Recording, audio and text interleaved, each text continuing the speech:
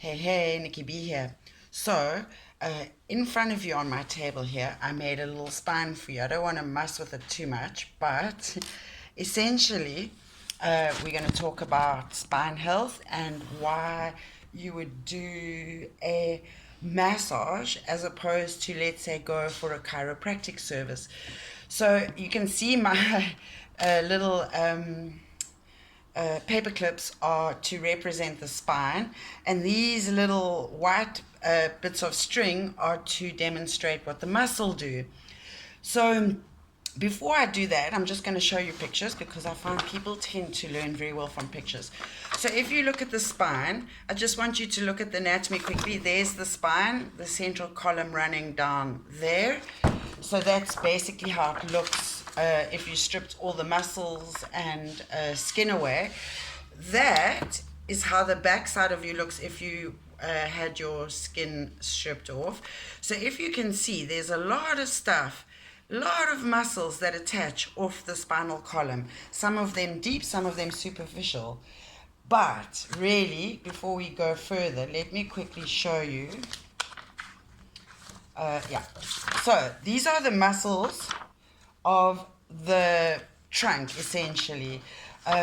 So I want you to see like how the shoulder muscles attach to the spine, neck muscles, your like scapula,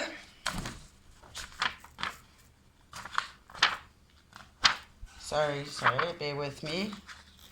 I have just a page, and there we go.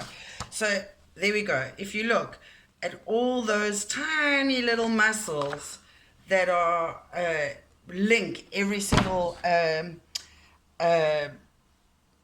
rib to the spine, then you've got in between each spine linking each vertebra linking them, you've got something called multifidus. You know, just the spine and the musculature that attaches to it. If you think about all the times your muscles, look at those are the multifids. That's between every single vertebra.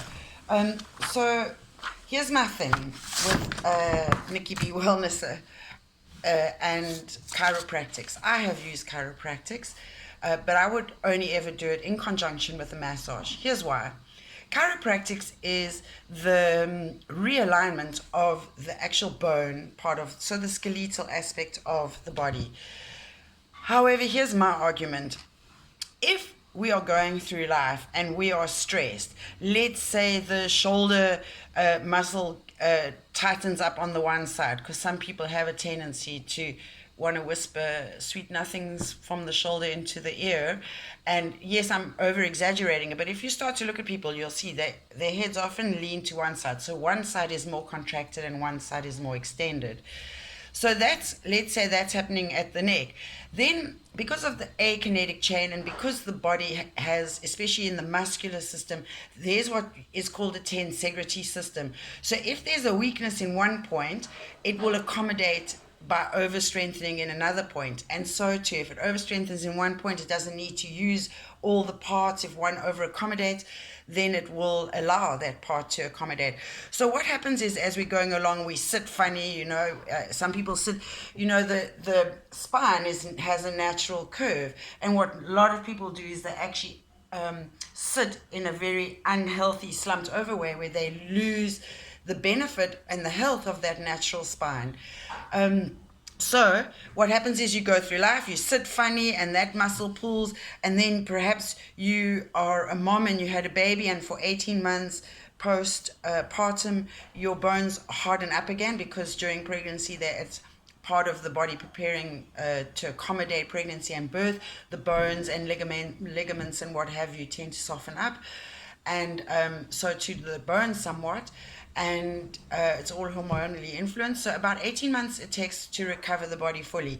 So for the first 18 months, perhaps you're carrying your child on one hip the whole time. So you would start to have imbalance where one hip is slightly raised. So there's your spine all twisted and contorted from the various ways we move and the fact that we don't have deep core muscle strength. So the transverse abdominis, which is this deep muscle that goes all the way around, attaches to the spine.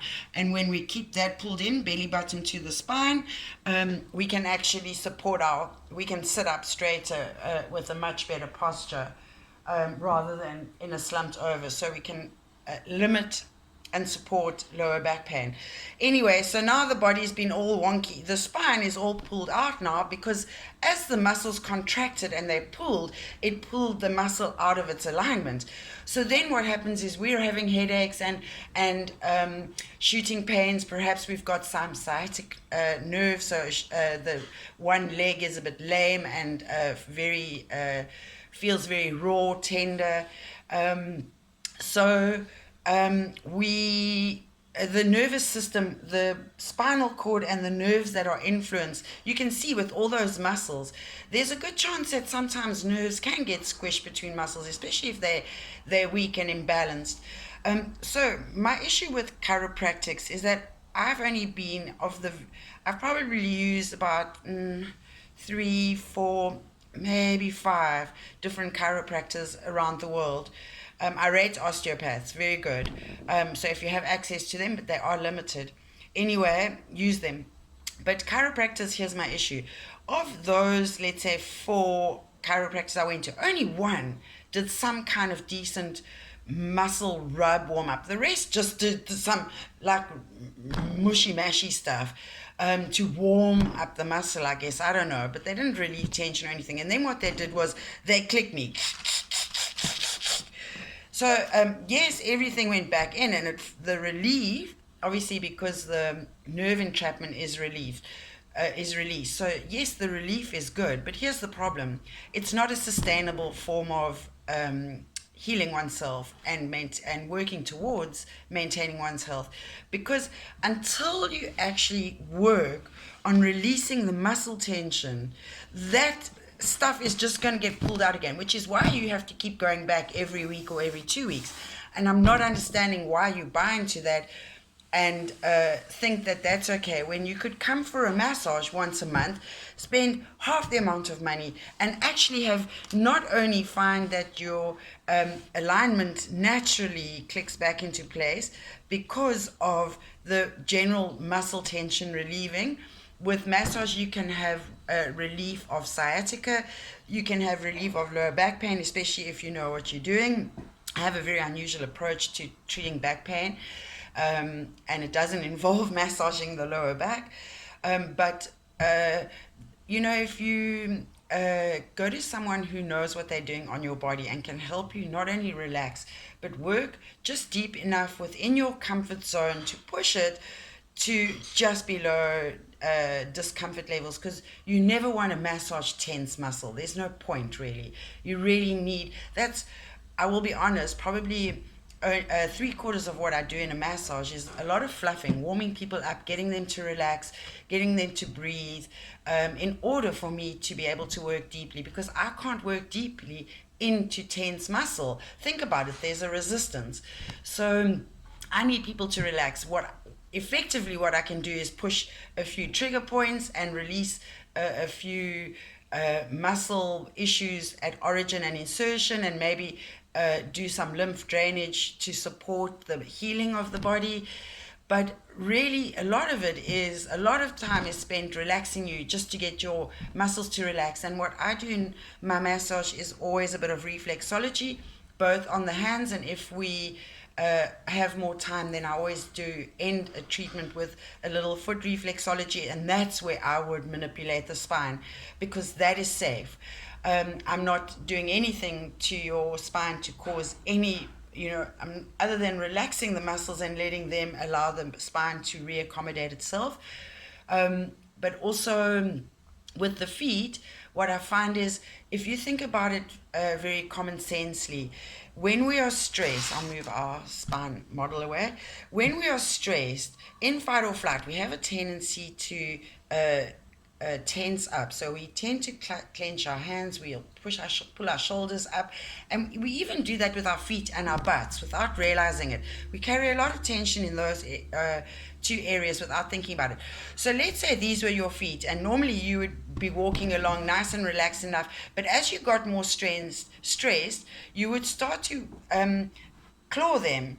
So what happens is a lot of people get something called plantar fascia because of this tendon in the middle of the foot, a big fat ligament tendon.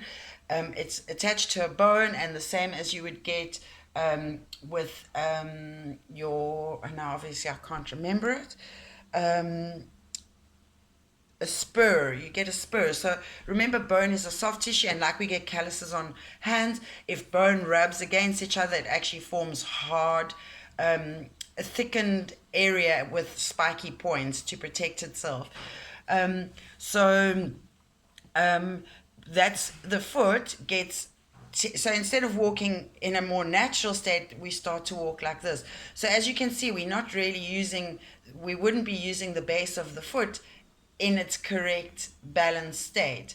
So if we do a little foot massage and relax the foot, then imagine that if you were placing your foot different, again, the kinetic chain, the whole way up the leg and the hips, and thus the spine, and then the shoulders and the neck and the head, would all be affected by how you are using your feet to stand on. So it's really quite simple. It's not rocket science, and people look for quick fixes, and they really start at the arse about end face.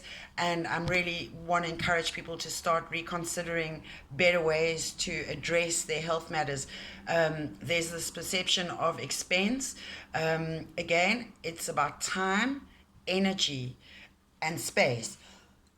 Excuse me. And in order to function well, sometimes it's better to be preventative rather than reactive and curative. So I'd like to encourage people to reconsider massage. Yes, it's known as a sex service, but only in the sex industry. Otherwise, penises are generally not welcome in most professional therapists' environments. So please keep that at home. Do not bring it in.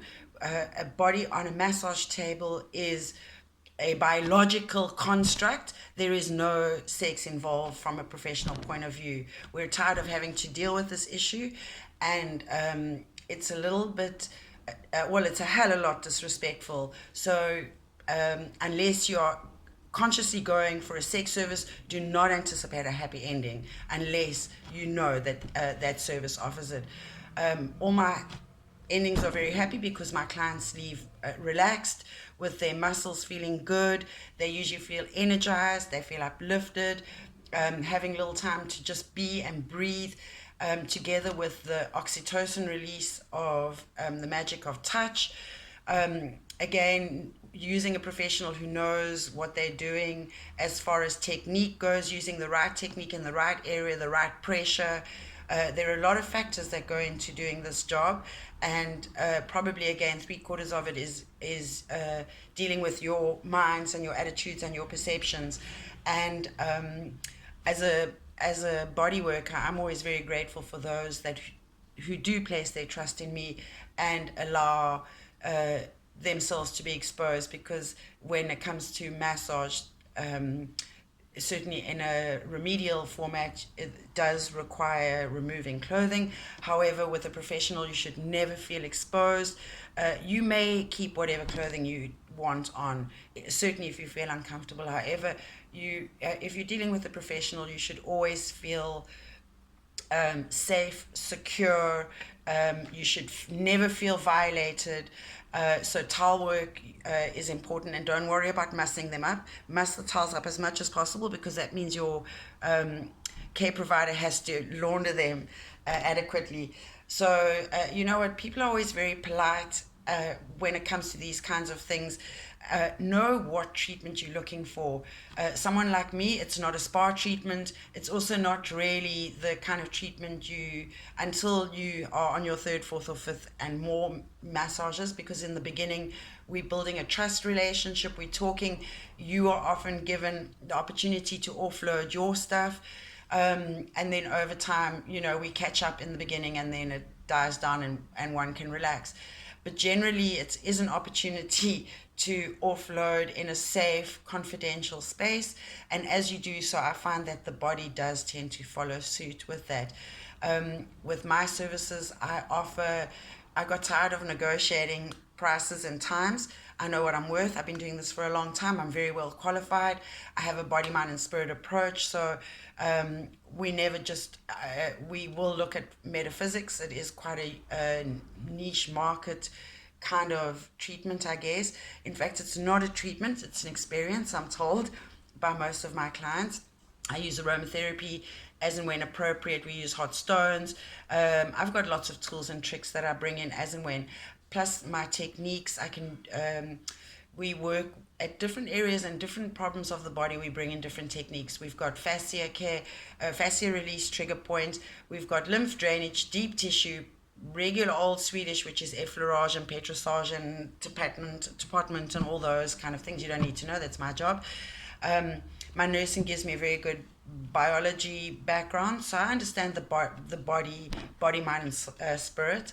And I love to work with it in that way. If I work with crystals, but otherwise, I really love what I do, and I'm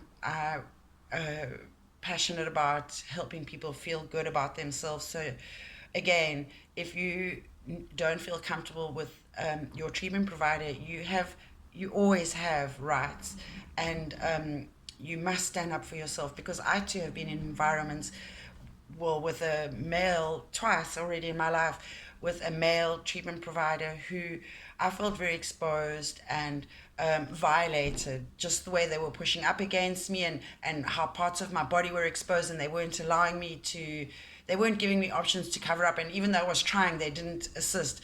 So I do feel those situations do occur, and they should not, and you really ought to at that point get up and walk out, because if it's happening to you, then good chances it's happening to other people, and you're worth being respected and treated with honor, especially in such a vulnerable position. So thank you very much for listening to me today. I hope you've learned something. I'm encouraging people to ask me questions if there are things you want to know about. I would love to be able to do some quick fixes again, little mini resolution things that will help you out with basic healthcare things. Otherwise, this week I'm going to be doing a blog and a long wellness talk video on adrenal fatigue.